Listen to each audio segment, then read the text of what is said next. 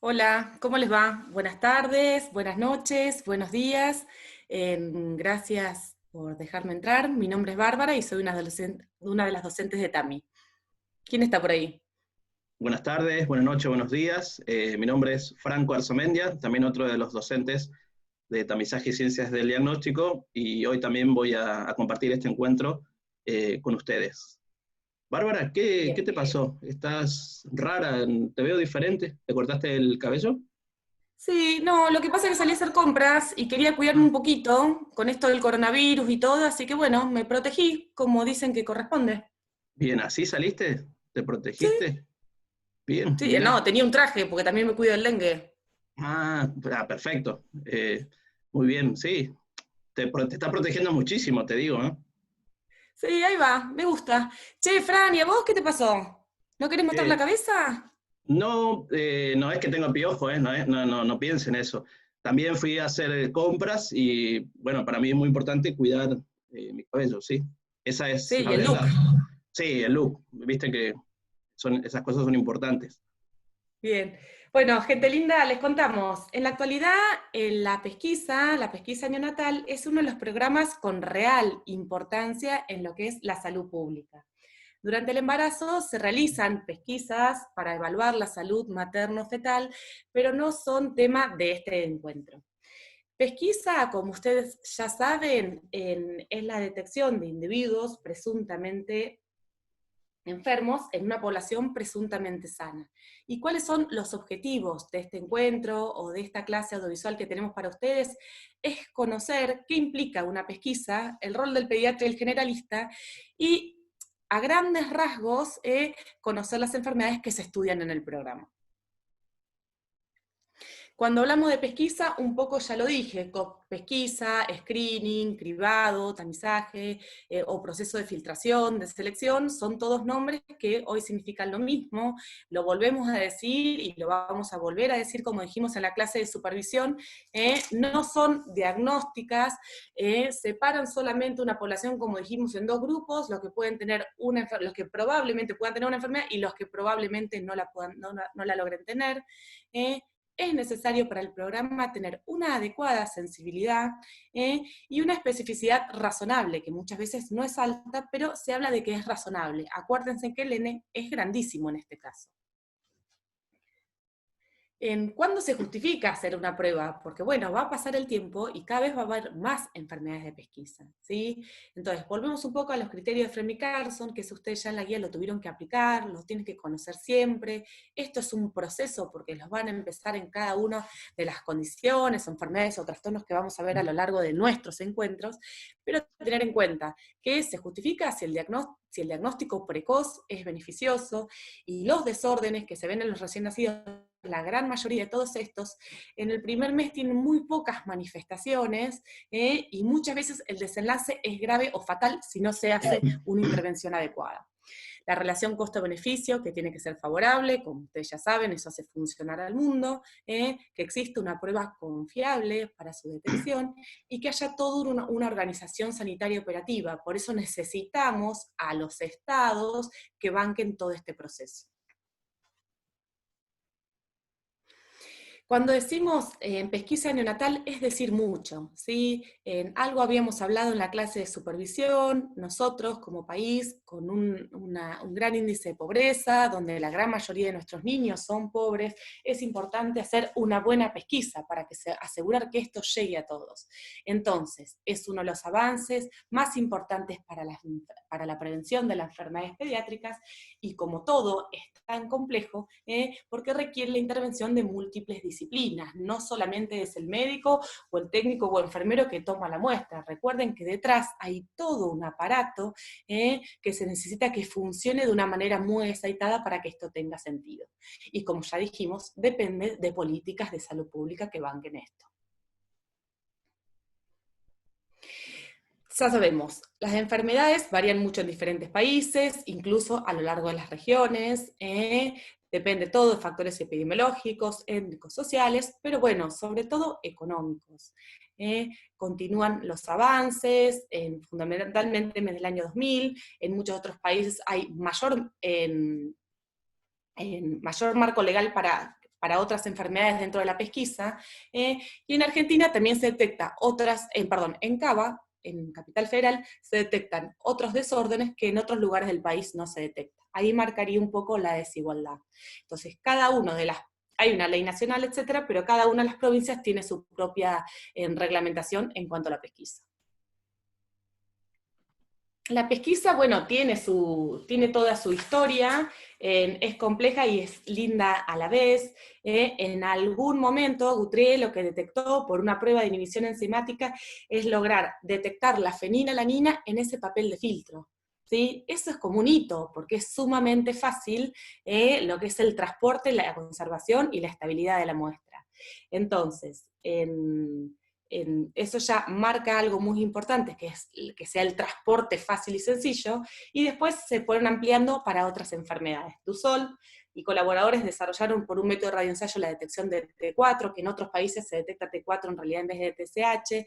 En Argentina, Grumiero y Lokansky pudieron hacer que la pesquisa para fenilalanina y para hipotiroidismo se empiece a realizar, y ya en el año 1979 en el Hospital Gutiérrez se empezó a hacer la detección para el hipotiroidismo. Entonces, como dijimos, es un programa que es un derecho, que es obligatorio, que es gratuito y que es universal, y que hay leyes ahí que lo bancan. Esto de la ley nacional, esto de que apoya una ley de las enfermedades poco frecuentes, y las leyes provinciales que van a ir cambiando. Hubo un programa de fortalecimiento porque en realidad hubo un debilitamiento previo a eso. En muchas zonas o regiones del país no se encontraba la tarjeta, ¿sí? No había un buen envío de la tarjeta. Bueno, entonces, a nivel nacional, ¿qué es lo que se pesquisa? La fenilcetonuria, que ahora vamos a hablar un poquito de cada una, los nombres sean complejos, pero que entiendan un poquito el mecanismo ya alcanza, del hipotiroidismo congénito, de la fibrosis quística del páncreas, de galactosemia, hiperplasia suprarrenal congénita, o el déficit de biotinidasa. Esa a nivel metabólico. Después hay que hacer la detección o la pesquisa de hipoacusia, de la retinopatía del prematuro, en realidad lo que es el ojo rojo, y la displasia de caderas.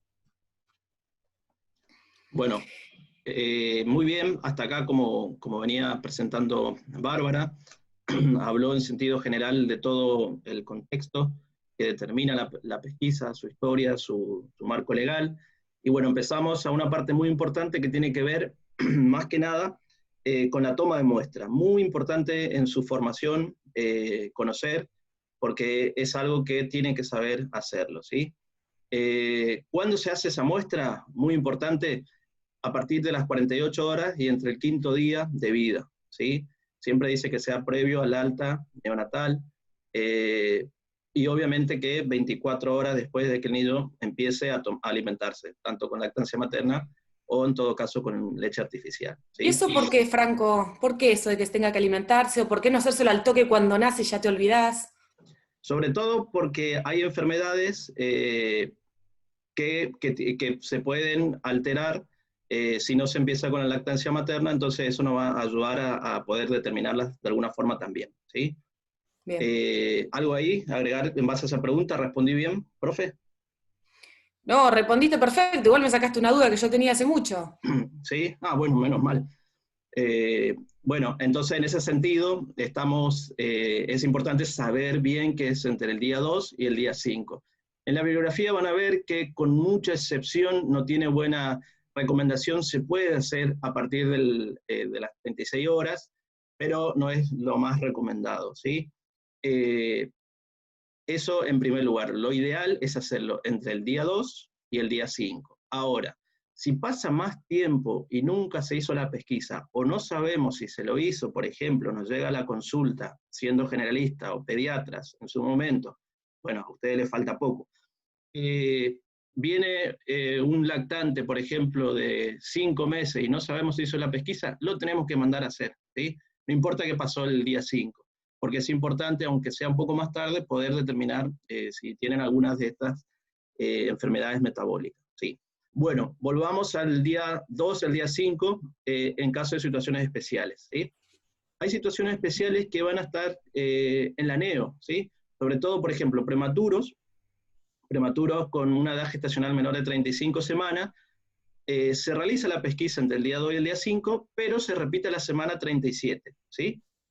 Obviamente que algunos van a esperar un poquito más, un poquito menos, en dependencia de a la cuánta semana nacieron, ¿sí?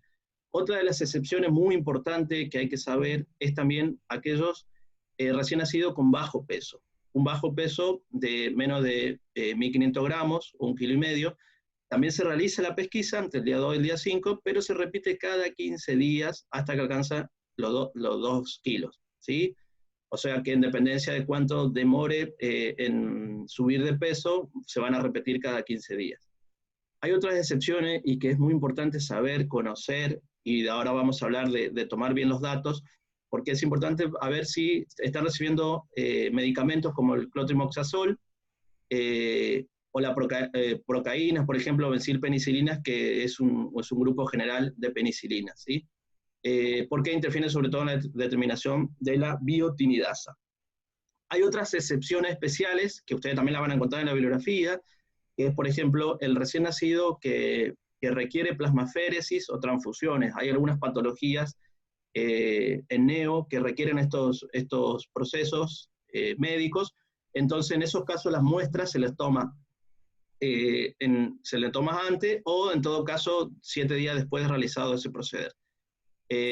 También muchas veces se repiten en los gemelos, que eso lo van a encontrar en la bibliografía. Bueno, ¿alguna duda hasta acá, Barbie? No, perfecto. En lo de la técnica, creo que es más gráfico que otra cosa. No sé si vos lo querés decir, Fran, o si no, comento yo. Es importante con una Dale. lanceta, la parte del talón duele, pero duele un poquito. Hay que hacer masajes para que pueda tener así, para que la piel esté como más, ¿cómo decirlo? ¿Cómo se diría bien? No sé, haces masajes. Sí, sobre todo lo que hay que hacer es poder brindar la salida de sangre, en este caso, ¿sí? Porque al calentarla un poquito y el vasodilatar un poquito va a ser más fácil que pueda tomarse la gota de sangre. Bien, entonces, bueno, con ese mimo, que ayuda también a que salga, se hace una punción ahí en esa zona. Lo que se intenta es que salga gotitas de sangre, que la gota, nada, que entre bien. Este ejemplo que tenemos ahí abajo es frecuente de ver, pero no es lo que corresponde. Entonces, la toma de muestra tiene que ser prolija, dentro del círculo, esto que se tiene que distribuir la sangre a los 2 lados del papel, y bueno, y entender es que una muestra no válida o una muestra insuficiente o que las tarjetas estén sobresaturadas, realmente hace que se tenga que repetir la muestra, y es un trabajo enorme el que se tiene que hacer detrás. Barbie, ¿sabés cómo se enojan las bioquímicas y bioquímicos si hacemos mal esto? Es terrible. Ya te digo, Sí. mi experiencia, la primera muestra que tomé siendo residente de pediatría es la que está acá abajo. ¿Ves? Estoy marcando con flechita. La tomé así, de horrible. Obviamente que después me retaron bastante, pero bueno, es un aprendizaje. Por eso es muy Sí, importante saber tomar la muestra, hacer realmente, como decía Bárbara, que se distribuya bien, que traspase, porque si no, una mala toma de muestra retrasa todo el proceso de pesquisa en este caso. ¿Sí, Barbie? no, que no nos olvidemos que es un recién nacido, que la situación tiene estrés, tanto para el recién nacido como para la madre, el técnico, un técnico que recién se inicia también, el niño obviamente se mueve, es doloroso, un llanto va a ser, por eso por ahí en los textos pone que después que ayudaría esto de ponerlo a la teta para que libere endorfinas y calmar el dolor, etcétera. Pero bueno, sí, no es fácil que se quede quieto, no es tan fácil realizar una buena técnica, no es tan fácil que salga la cantidad de sangre que nosotros queremos que salga. Así que sí, yo creo que las primeras veces a todo el mundo nos debe haber salido mal, y bueno. Sí, pero Pero bueno, lo nuestros importante es estudiantes van a ser también de que mejores. tengamos una buena educación, que yo en ese momento, en el momento mío particular, yo nunca la tuve, digamos. Claro, perfecto. Sí, nuestros estudiantes van a ser mejores, seguro. Eso estamos Obvio, convencidos. obvio, Bueno, acá obvio. es algo muy importante el de conocerlo, saber, reconocer para poder implementar. Por ejemplo, los tiempos, ¿sí? Es necesario optimizar los tiempos en que ocurre cada instancia del proceso, ¿sí? Lo primero es la extracción, que dijimos que entre el día 2 y el día 5. Pero acá hay algo muy importante, más que solo el proceso de tomar bien la muestra y de hacer estas cosas, que es anotar bien todos los datos, ¿sí? Generalmente es un cartoncito que tiene, ya te guía con los datos que hay que poner, donde van todos los datos filiales. Hay que poner muy bien domicilio, dirección, escribir bien los apellidos, los números de teléfono. Y es muy importante registrar si tiene algún antecedente, si comenzó la lactancia, como dijimos al principio, si usó algún medicamento en particular. ¿Por qué es importante anotar bien? Porque si después, primero porque después hay que localizar a los padres, porque si se fueron dados de alta, no van a estar más en el hospital o en el centro donde estén. En primer lugar, entonces, hay que localizarlos y sobre todo si la pesquisa da positiva para alguna de las patologías, ¿sí? Es muy importante, por favor, insistimos mucho en eso y los que trabajan en el laboratorio exigen mucho ser prolijo en ese sentido, obviamente con letras claras. Bueno, del día 2 al día 5 se toma la muestra, se traslada, después lean bien, por favor, cómo se hace el proceso de secado, hay una griseta especial que sirve para dejar secar el papel, que está armado específicamente para eso. Después viene el proceso de transporte, ¿sí? El transporte puede tardar 2 días, que es donde se lleva la muestra al lugar donde se procesa. No todas las provincias o todas las ciudades que tienen NEO tienen un laboratorio para procesar, a veces se tiene que trasladar a ciudades cabeceras. Después se hace el proceso en laboratorio, que también tiene su técnica, su trabajo, una cantidad grande de muestras, y después la localización en 2 días. O sea, que más o menos 20 días, o de día a 20 días, ya si está alterado se vuelve a hacer la muestra o se hace el diagnóstico para confirmarlo, ¿sí? Esto es muy importante conocerlo. Bueno, una vez que se tome la muestra, este cuadrito interpreta muy bien. Primero está el proceso de muestra en el papel de filtro. Si el resultado es menos del valor límite, para cada una de todas las patologías que mencionó Bárbara al principio, está normal, ¿sí? O sea, es negativa y nos podemos quedar tranquilos por lo menos para las pesquisas metabólicas. Después siguen otras pesquisas para la edad, pero eso lo vamos a ver en clases posteriores. Si ese resultado está igual, un poquito superior al valor límite, es dudoso. ¿Qué se hace? Repetir la muestra. Si dan menos del valor límite, listo, descartamos, normal. Si dan más, directamente pasamos a la prueba diagnóstica confirmatoria. Si la muestra es inadecuada, o sea, por alguna de las características que las mencionamos al principio, nueva muestra. Imagínense que si nosotros hacemos mal alguno de los pasos que dijimos al principio, o anotamos mal los datos, o tomamos mal la muestra, o hacemos cualquier cosa, una muestra inadecuada, retrasamos esos 10 días, perdemos, y hay patologías que se pueden expresar antes y pueden ser muy graves para los recién nacidos, ¿sí? Ni hablar, ni Sí, hablar. bueno.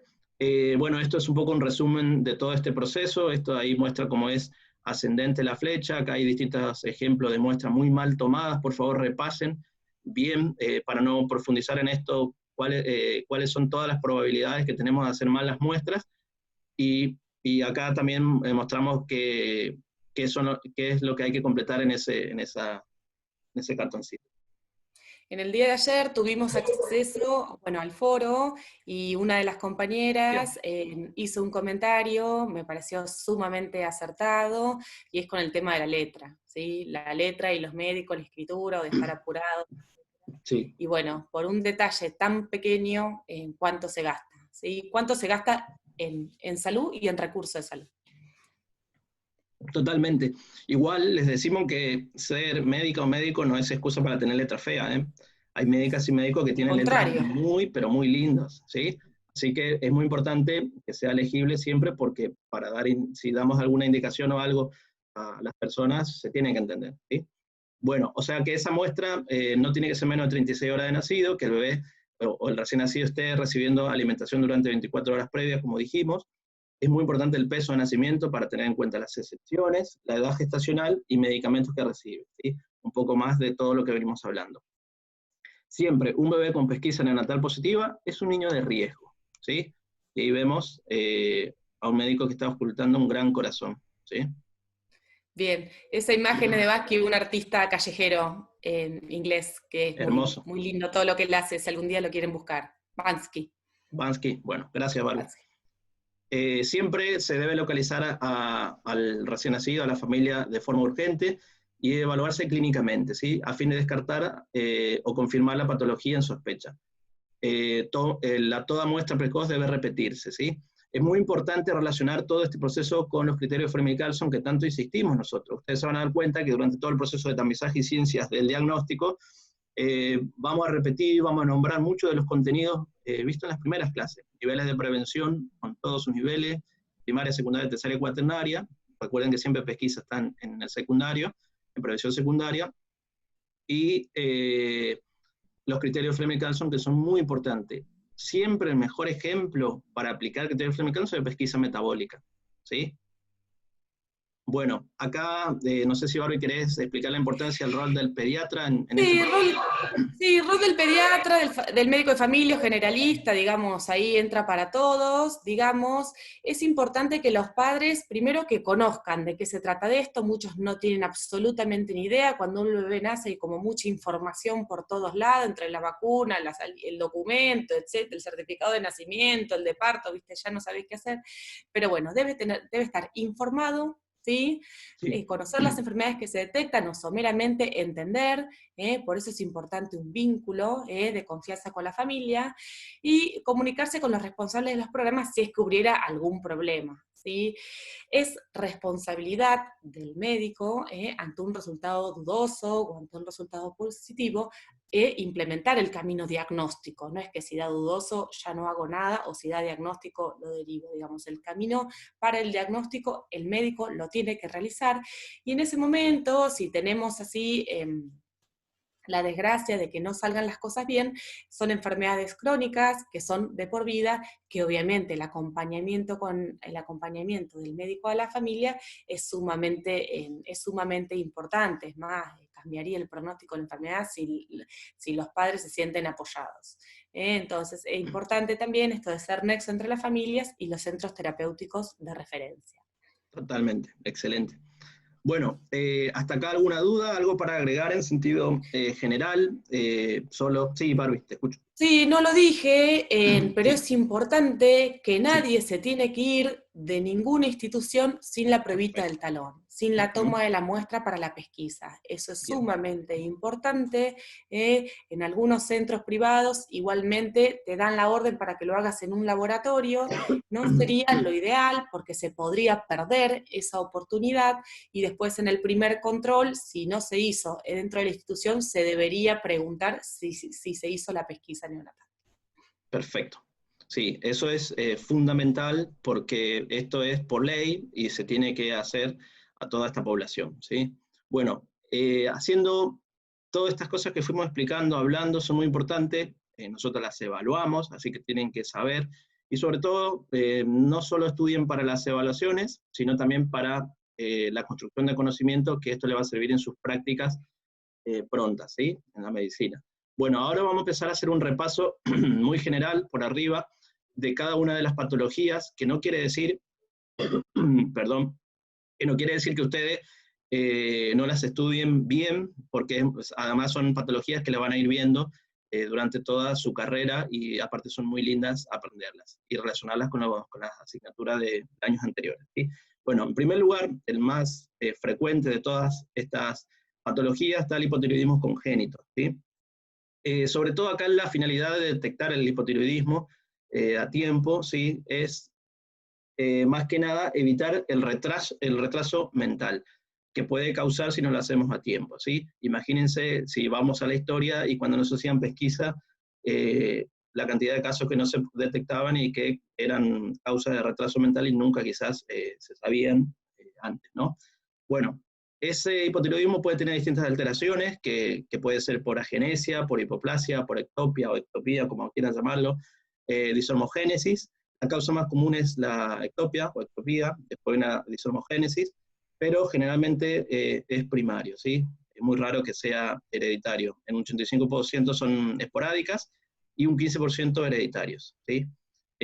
Un poquito más frecuente en mujeres, 2 en 1 la frecuencia, y como ven, es muy una frecuencia muy, muy alta, 1 cada 2.500 recién nacidos. ¿Qué síntomas nos da el hipotiroidismo congénito? Por ahí es muy raro que dé muchos síntomas en un recién nacido, por eso es importante aplicar la pesquisa, ¿sí? Generalmente estos síntomas se ven en personas más grandes o en edades más avanzadas, ¿sí? Pero bueno, hay que saber que generalmente que puede haber, por ejemplo, problemas de alimentación, no adherencia a la lactancia materna, puede haber estreñimiento, ¿sí? O sea, constipación, macroglosia, una lengua agrandada, hipoactividad, hipotonía. Nosotros rápido sospechamos cuando hay hernia umbilical o, por ejemplo, tarda la caída del cordón umbilical, uno dice, upa, hipotiroidismo. Una piel moteada, piel seca, fría, y otra característica importante es la fontanela posterior mayor a 5 milímetros. Es difícil tocar la fontanela posterior, pero bueno, es algo que después lo van a ir aprendiendo a la medida que hagan las habilidades. Y característico es la hiperbilirrubinemia o la ictericia prolongada. También lo van a ver en clases posteriores.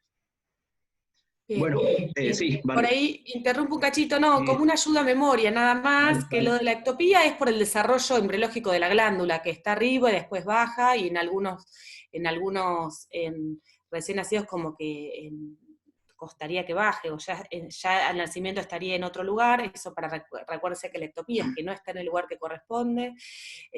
También recuerden esto de que por ahí ya lo saben, pero bueno, que la hormona tiroides es una hormona del metabolismo, por eso todos los síntomas, digo para que no tengan que aprender síntoma por síntoma, acuérdense que tiene que ver con el metabolismo y la maduración ósea, y hablar con el desarrollo del sistema nervioso central. Ya se sabe que la hormona tiroides funciona para el desarrollo de nuevas neuronas, de nuevas sinapsis, para la mielinización, para el desarrollo de la glía, tiene como muchas funciones ahí, y bueno, si entendemos que es indispensable para el desarrollo del sistema nervioso central, es fácil después determinar que vamos a tener una discapacidad intelectual, que es lo que primero nosotros tenemos que pensar, obviamente, porque tiene un tratamiento que es súper seguro y eficaz. Perfecto, muy importante relacionar la anatomía y la fisiología completa para poder entender los síntomas, ¿sí? Medicina se tiene que pensar así porque saberse de memoria es bastante difícil. Bueno, acá en sentido general, esto está en la bibliografía, lo que se hace determinación de la TSH en sangre, sobre el papel de filtro que explicábamos al principio, tiene un valor. Generalmente nosotros si hacemos un examen y tomamos valores, siempre le damos los valores de referencia para que ustedes los puedan relacionar, y en dependencia si viene alterada o sea supera ese valor, lo que hacemos es la confirmación diagnóstica, que es la otra etapa, ¿sí? La etapa de confirmación, y ahí viene diagnóstico, ¿sí? Cuando hablamos de diagnóstico es individualizar a la persona, pesquisa es poblacional, diagnóstico Bien. individualizamos, ¿sí? Y se pide Si yo, TSH. Fran, Sí. le hice a mi hijo una pruebita del talón y me dio una TSH que me indican patológica, ¿sí? En la pruebita del talón. ¿Ya tengo el diagnóstico del hipotiroidismo? No, Bárbara, si te da alterada, ¿qué hay que hacer? Vamos a la confirmación diagnóstica. Entonces esa confirmación diagnóstica ya, en todo caso tu hijo ahí se separa de toda la población que nacieron con él, ¿sí? O que estaban en el día de hoy, día 5. ¿Qué se hace? En primer lugar se vuelve a pedir, pero solo a él, una TSH de vuelta y T4. Y se deriva al especialista, en este caso al endocrinólogo, para ver si tiene que tomar medicamentos y hacer un seguimiento en todo, si viene alterada estos últimos estudios. ¿Sí? ¿Te pude responder? Perfecto, perfecto. Sumamente importante, perfecto. Bien, eso es pregunta de examen, siempre estamos insistiendo en estas cosas. Bueno, otra de las patologías también bastante frecuentes para teniendo en cuenta las metabolopatías o las enfermedades metabólicas que estamos hablando, es la fibrosis quística del páncreas. La fibrosis quística del páncreas es una enfermedad autosómica recesiva, también multisistémica, porque afecta a múltiples órganos, que afecta sobre todo genéticamente, ¿sí? Bueno, ahí nos explica que el gen más frecuentemente afectado es la mutación del delta F508, el que quiere aprenderlo es muy bueno saberlo, y provoca distintas alteraciones, sobre todo en el transporte del cloro y secundario el sodio. ¿A qué conlleva esto? A insuficiencia pancreática exógena y posteriormente endógena, ¿sí? Con síndrome mal absortivo, ¿sí? Hay una mala absorción intestinal que después van a afectar en múltiples otras patologías secundarias a esto, infecciones respiratorias crónicas, y una elevada concentración de cloruro de sodio en el sudor. Afecta sobre todo pulmón, con enfermedades obstructivas crónicas a nivel pulmonar, pero puede afectar múltiples órganos en sentido general. Incluso es una causa de diabetes secundaria a patologías muy rara, pero también puede aparecer porque afecta al páncreas, ¿sí? Generalmente también es alta la frecuencia, uno cada 2.500 nacidos, recién nacidos, ¿sí? Así que es muy frecuente. Provoca un moco muy espeso, por eso va afectando sobre todo el pulmón. Por ahí, Sí. Fran, ahí corrijo un cachito. Es Dale. frecuente para lo que estamos hablando, Sí. ¿no? Sí. Es frecuente para lo que estamos hablando, pero en la vida cotidiana no es algo frecuente. Totalmente. Los médicos generalistas se encontrarán en casos aislados dentro, son más pacientes que recurren a centros de mayor complejidad, digamos, ¿no? Sí. Totalmente. Es frecuente en base a las patologías metabólicas de la pesquisa, no a nivel poblacional en general, ¿sí? Eso que quede claro, y gracias por la corrección, Barbie, que eso es así. Bueno, en el sentido general, ¿qué manifestaciones clínicas va a dar la fibrosis quística del páncreas? También depende de la afectación que ocurra en la enzima, ¿sí? Porque esta afecta una enzima transportadora de membrana, que es la CFTR, ¿sí? Entonces, en dependencia de cómo afecta esa enzima, va a provocar. Es muy frecuente en el recién nacido, así como pensamos en hernia umbilical o retraso en la caída del cordón umbilical en hipotiroidismo. En la fibrosis quística del páncreas, un recién nacido con hilio meconial, uno dice, pucha, ¿este será una fibrosis quística? Y lo pensás y apurás a ver la pesquisa, ¿sí? O sea, el hilio meconial, si nosotros ponemos un caso donde tiramos hilio meconial, ustedes tienen que decir, upa, fibrosis quística, como pensarlo de entrada. También es una causa de ictericia prolongada, síndrome malabsortivo, como decíamos en general. Aclaro, Fran, hilio meconial es el meconio, ¿sí? El meconio, cuando, bueno, que está espeso en ese intestino delgado y que obstruye, ¿sí? Para que entiendan esa palabra. Bien. Después todas las dudas, por ahí hablamos difícil, o hay palabras raras o nuevas, nos pueden preguntar también en los distintos foros, ¿sí? Muy importante las aclaraciones. Bueno, esto es un poco un resumen, perdonen, de lo que es la fibrosis quística del páncreas. Es una enfermedad de evolución progresiva, siempre su pronóstico depende fundamentalmente de la oportunidad del diagnóstico, ¿sí? Existen evidencias de que los niños diagnosticados, niños y niñas, mediante pesquisa neonatal, al nacer y tratados adecuadamente, tienen mejor nutrición y función pulmonar que los diagnósticos por la presencia de síntomas. Acá en este caso, en esta patología, nosotros no vamos a evitar la mortalidad, pero sí vamos a dar una calidad de vida y mejorar la morbilidad en todo caso, porque la tasa de mortalidad en una corta edad de vida es frecuente, ¿no, Barbie? Exacto. Acá, mientras antes empecemos a actuar, mientras antes demos las enzimas correspondientes y los toiletes respiratorios, cambia el pronóstico de la enfermedad, tal cual. Sí. Y después generalmente las complicaciones que da es por bacterias oportunistas que afectan ese pulmón dañado, Staphylococcus aureus, Pseudomonas, Proteus, entre otras bacterias que aprovechan esa condición de estas personas. O sea, si diagnosticamos a tiempo, tratamos y hacemos todos los cuidados, le damos calidad de vida a estas niñas y niños, ¿sí? Acá está un ejemplo un poquito de nosotros dando clase, la pantallita. Bueno, ojalá estuviéramos también así. Acá hay unos ejemplos de la desnutrición causada por la fibrosis quística del páncreas. Ven cómo se afecta la piel. Esto en bolsa de tabaco acá se ve algunos ejemplos. Una desnutrición que se puede ver a simple vista, ¿sí? Bueno, pasamos a la otra patología también que tenemos en esta pesquisa metabólica, que es la hiperplasia suprarrenal congénita. También es una enfermedad autosómica recesiva, como la mayoría de las enfermedades que pesquisamos en las pruebas metabólicas, ¿sí? Ya ahí la prevalencia es un poco menos, 1 cada 12.000. A ver, la bibliografía la van a ver distintas prevalencias, ¿sí? Esto es en sentido general, no nos preguntamos de memoria estas cosas, pero bueno, es importante por lo menos conocerla. ¿Qué causa? Generalmente en un 95%, o sea, una alta probabilidad es un déficit de una enzima, ¿sí? ¿Qué enzima? La 21-hidroxilasa, que va a provocar en sentido general una disminución de la aldosterona, que tiene múltiples funciones en el organismo, y también puede provocar disminución del cortisol. Muy importante. Esas disminuciones generales de esto va a provocar que por feedback se va a aumentar la ACTH, ¿sí? Y generalmente va a provocar la hiperplasia suprarrenal. ¿Qué vamos a encontrar nosotros? Es un exceso de 17-hidroxiprogesterona y androstenediona, ¿sí?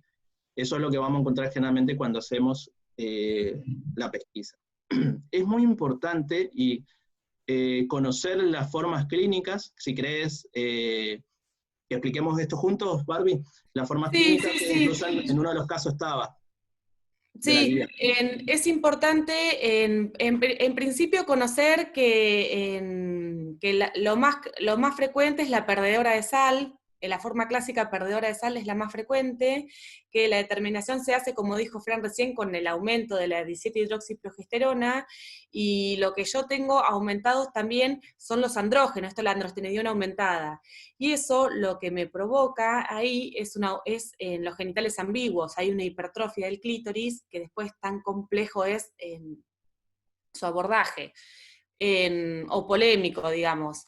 La cuestión es que nosotros, al no tener ese cortisol, entramos en una etapa con pérdida de peso importantísima, con vómitos, deshidratación, letargia obviamente, el sodio lo tenemos por el piso, el potasio aumenta por las bombas, y lo que puede provocar, lo que puede llegar es la muerte. Nosotros lo tenemos que tener, obviamente, hidratarlo y darle la reposición hormonal correspondiente.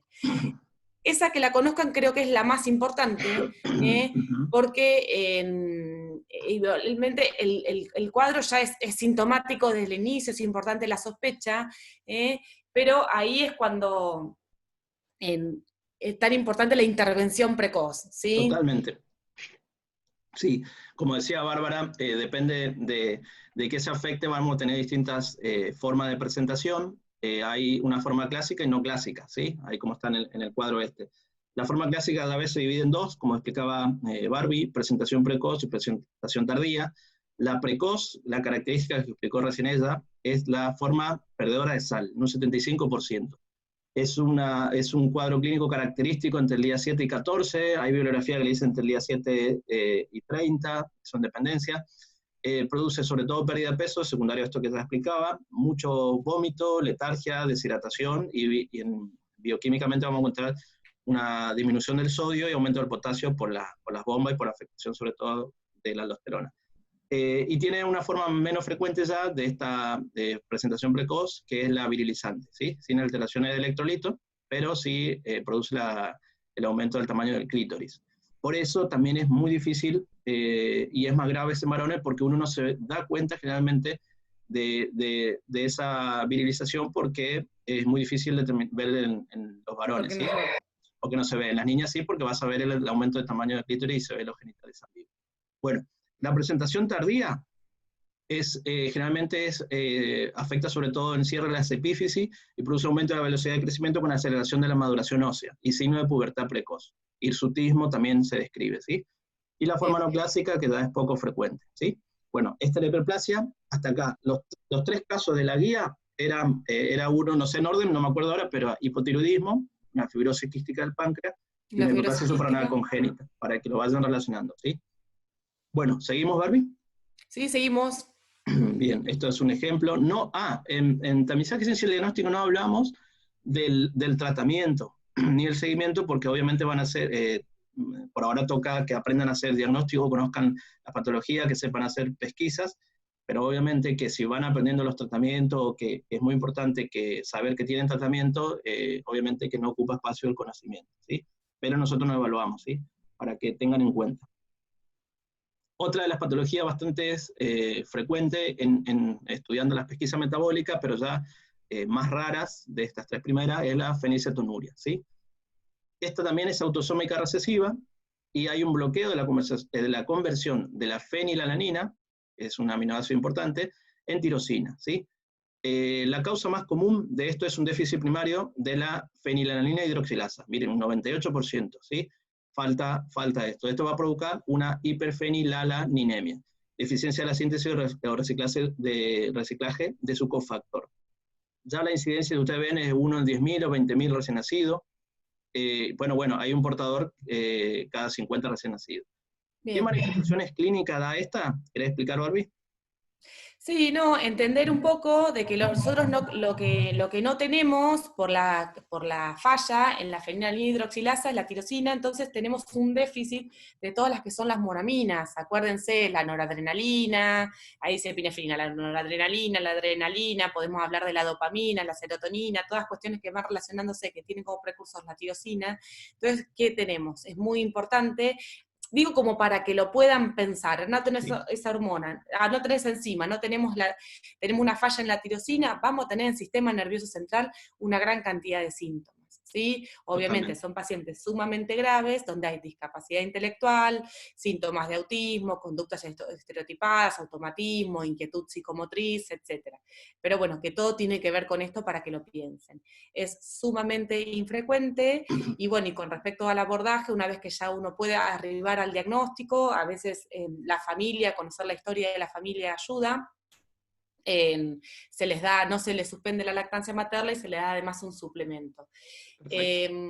No, y después con el nombre, fenilcetonuria, creo que se dan cuenta, es hiperfenilalaninemia cuando es moderado o leve a moderado, y ya cuando es más grave es fenilcetonuria.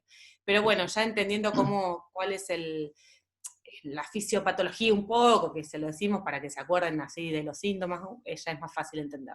Perfecto. Bueno, las manifestaciones clínicas, en base a lo que explicó Barbie, es un retraso mental severo, ¿sí? Puede dar convulsiones, autismo, hiperactividad, entre otros signos y síntomas, ¿sí? Bueno, pasamos a las dos que nos están quedando.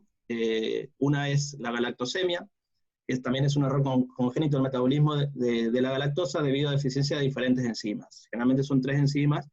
La más frecuente es la galactosa 1,6-difosfato uridil o 1,6-uridil-difosfato, que es la famosa GALT, ¿sí? Es una afectación más común, pero también podemos tener otras enzimas como la galactoepimerasa y galactoquinasa, ¿sí?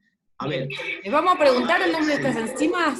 no, no les vamos a preguntar. A ver, una cosa, justo menos mal que lo pronuncié así, porque esto quería. ¿Saben por qué lo pronuncié así? Porque estaba pensando en decirle algo antes de leer. Saberse de memoria las cosas no sirve de nada, ¿sí? La memoria es importante para el proceso de pensamiento, ¿sí? Pero saberse las cosas de memoria no sirve de nada, ¿sí? Obviamente que el conocimiento no ocupa espacio. Cuando más sepan, cuando más lean, cuando más lo relacionen, cuando más piensen, es muy importante. Nosotros no le vamos a poner un examen, diga las 3 enzimas que se afectan a la galactosemia y diga toda la fisiopatología de la fenilcetonuria. Pero si lo saben, siempre le va a ser un punto extra para su práctica, ¿sí? ¿Algo ahí, Barbie? No, no, no, que entienden lo que es la más frecuente, que por ahí se lo marcaste, y bueno, y que tenemos una acumulación ahí de galactosa 1-fosfato y que eso causa lesiones a nivel renales, hepáticas y del sistema nervioso central. Se entiende cómo es la galactosa, la lactosa, perdón, que tiene que ver con galactosa en glucosa, pueden entender un poquito más, porque hay cosas que no se pueden consumir. Y ahí sí es uno de los cuadros donde se suspende la lactancia materna y se les da suplementos a base de soja. Perfecto. Clínicamente provoca también ictericia, como vimos. Hasta acá el hipotiroidismo, la fibrosis quística del páncreas, la galactosemia puede ser causa de ictericia. Ese es un contenido que vamos a ver después. Puede dar vómitos, hepatomegalia, o sea, afecta al hígado. Hepatomegalia es un aumento del tamaño del hígado. Coagulopatías, letargia, sepsis. Y puede dar alteraciones o enfermedades neurodegenerativas, ¿sí? La galactosemia, 3 enzimas. Bueno, vamos a una de las últimas patologías, rarísimas también, la deficiencia de biotinidasa, ¿sí? Es también autosómica recesiva, como vieron, y la biotinidasa es una enzima encargada de la recuperación de la biotina, ¿sí? La biotina es un cofactor que sirve para muchos procesos, sobre todo a nivel de carboxilasas, que se encuentran en las mitocondrias del organismo.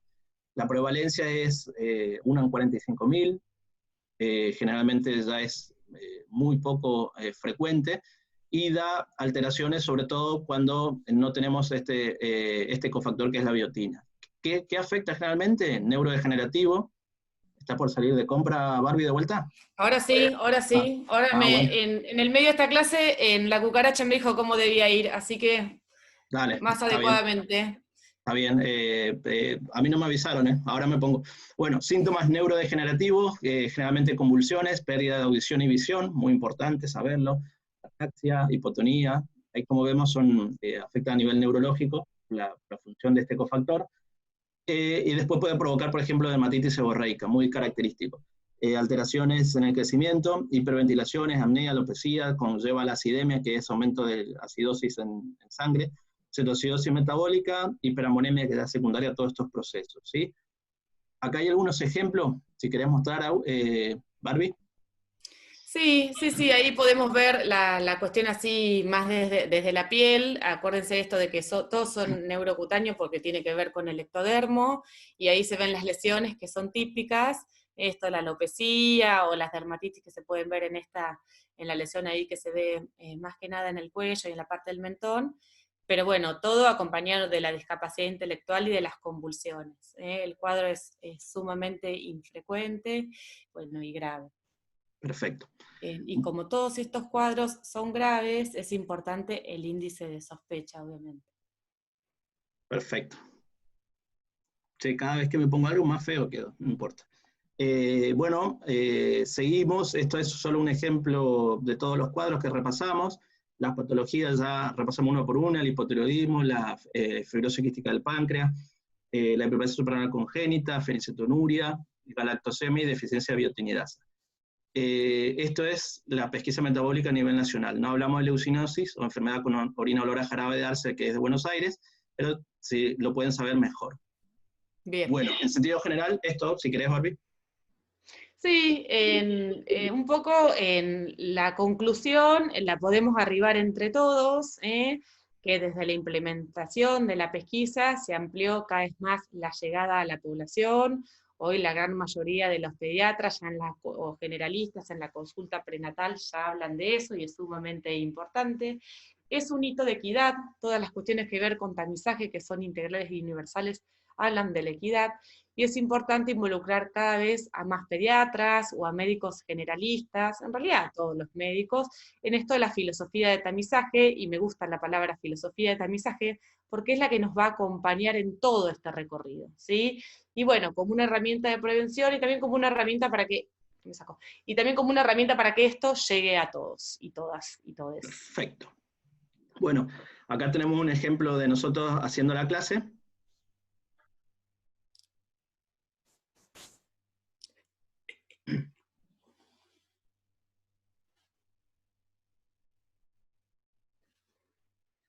Excelente. Así que bueno, hasta acá llegamos. Cualquier duda seguimos en esto. Nos gustaría que participen más personas, más estudiantes en los foros para poder ayudarlos, para poder mejorar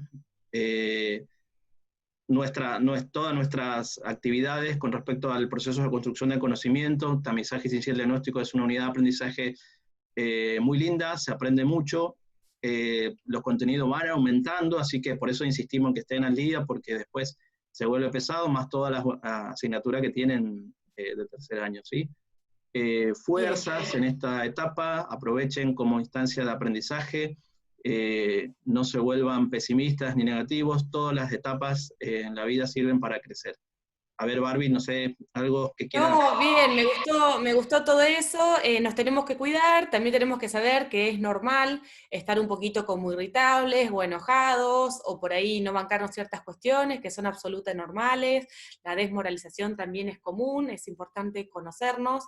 Para los que somos médicos o por ahí los que estamos en salud, es importante entender que no podemos manejar todos los factores, que muchas cuestiones que tienen que ver con los nuevos riesgos que se vienen, ya por ahí los veníamos viviendo de alguna otra manera antes y no nos dábamos cuenta. Así que bueno, hacer de cada día un balance, a mantener las rutinas, que eso nos ayuda un montón. Y de mi parte decirles que los extraño, no los conozco, pero los extraño. Tengo ganas de dar clases presenciales, de vernos y que podamos intercambiar así opiniones, sugerencias. Bueno, buenísimo. Entonces, estamos todos a disposición, vamos a ir subiendo videos constantemente de cada una de las clases en la medida que podamos también. Estamos a disposición toda la unidad de aprendizaje, todas las docentes y los docentes que conformamos Tamizaje Ciencial Diagnóstico para que realmente les pueda servir, que podamos acompañarnos realmente en todo este proceso de formación. Y como decía Juan en la primera clase, les queda muy poco para ser profesionales de la salud, actúen en consecuencia, ¿sí? Háganlo como tal. Así que les mandamos un gran abrazo. Por favor, no sigan nuestras medidas que estamos haciendo para protección, porque para nada es un ejemplo positivo. ¿O sí, Bárbara? No, no, no, por favor, creo que igual se entiende.